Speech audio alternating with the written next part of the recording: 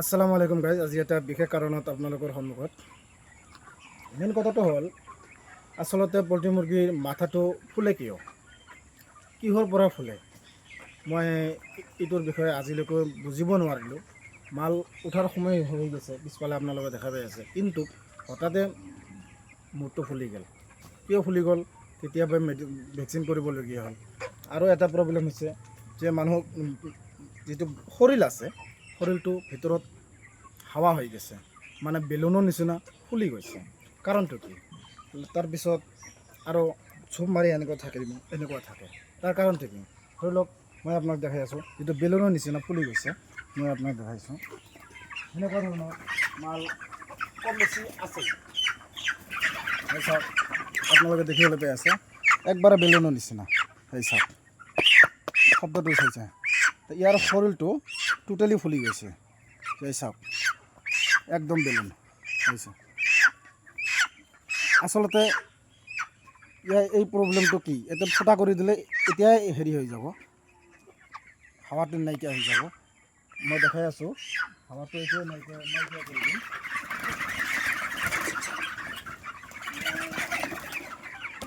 বহুদিনৰ পৰা সেইটো বস্তুৰ ওপৰত মই গুৰুত্ব দিছোঁ যদিও, কিন্তু কি কাৰণত হৈ আছে মই ধৰিব নোৱাৰিছোঁ। আৰু মই ক'লোঁ যে চুপ লাগি থাকে, চুপ মানে টোপনি মাৰে। এই চাওক, এই মালটো টোপনি মাৰি থাকে এনি টাইম। আৰু চকু কণা হৈ গৈছে, চকুটোও কণা হৈ গৈছে। মই বেজীটো আনি আছোঁ, তাৰ বিষয়ে ফুটা কৰিব লাগিব। লগতে বস্তুখিনি সকলো বস্তু যোগাৰ কৰি ৰাখিব লাগে, কিন্তু মই যোগাৰ কৰিব পৰা নাই যদিও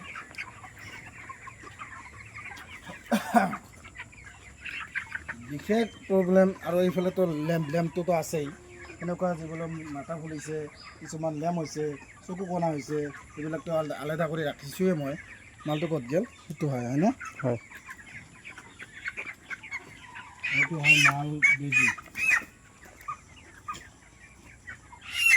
মই ব্লেডেদি কৰি দেখাম। সেইটো আচলতে মাল সেইটো নহয়, ক'ত বা গ'ল সেইটো।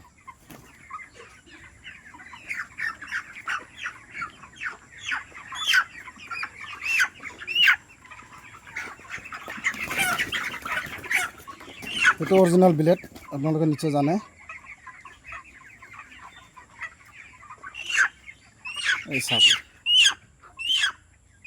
মই কাটি দিলোঁ, কাটি দিয়াৰ পিছত ইয়াৰ হাৱাটো নাইকিয়া হৈ গ'ল।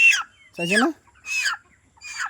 চাওক, ইয়াৰ যিটো শৰীৰৰ ভিতৰত যিটো হাৱা আছিলে, সেইফালে চাওক, সেইফালে হাৱা আছে। মই এইটোও কাটি দিম। সেই চাওক, ওলাই গ'ল। সেনেকুৱা ধৰণৰ প্ৰব্লেম আছে যদিও, মানে হঠাৎ কিছুমানত থাকে।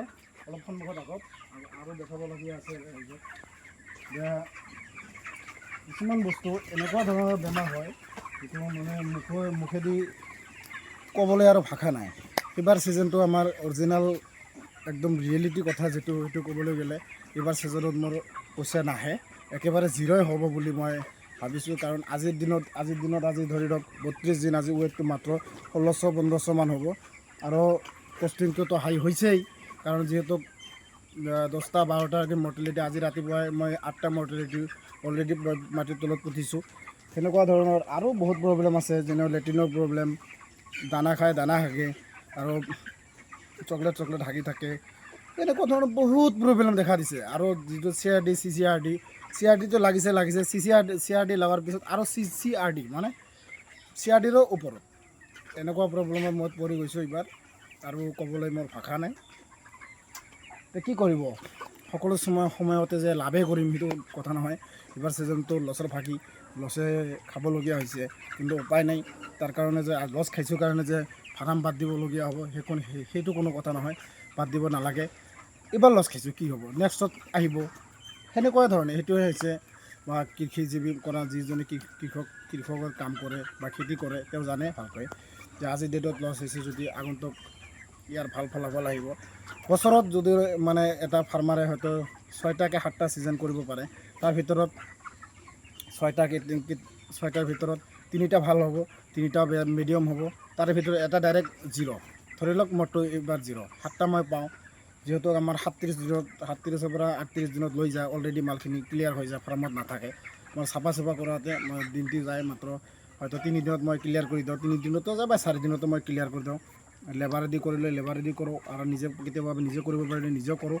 কৰাৰ পিছত মই ফাৰ্মখিনি ক্লিয়াৰ কৰি 10 দিনৰ পিছত মই বাচ্চাটো আনি লওঁ। তাৰ 45 দিনত মই ফাৰ্মত অলৰেডি পোৱালি আহি পায়।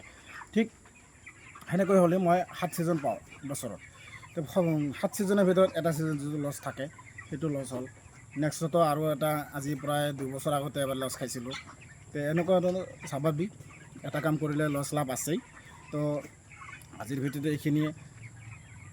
আৰু মেইন কথাটো হ'ল ভিডিঅ'টো শেষ কৰাৰ আগত আপোনালোকৰ লগত এটা কথা, এই যিটো মাথা ফুলে, যদি কোনোবা সদায় ব্যক্তিয়ে সেই কথাখিনি জানে যে বোলে কি কাৰণত মাথাটো ফুলি যায়, কমেণ্ট ছেকশ্যনত অনুগ্ৰহকৈ জনাই দিব। মই আপোনালোকৰ পৰা জানিবলগীয়া বহুত আছে। আজিৰ ভিডিঅ'টো এইখিনিয়ে। সকলোৱে লাইক কমেণ্ট শ্বেয়াৰ কৰিব।